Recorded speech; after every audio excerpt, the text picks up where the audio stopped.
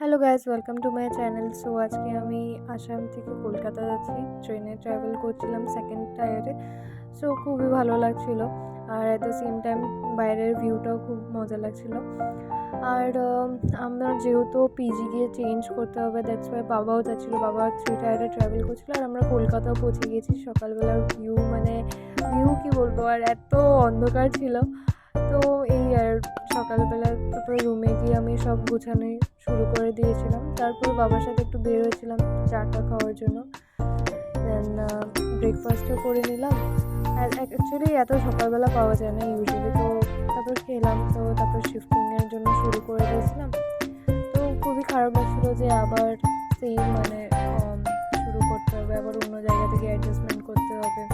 তো মাসিকেও মিস করবো খুবই।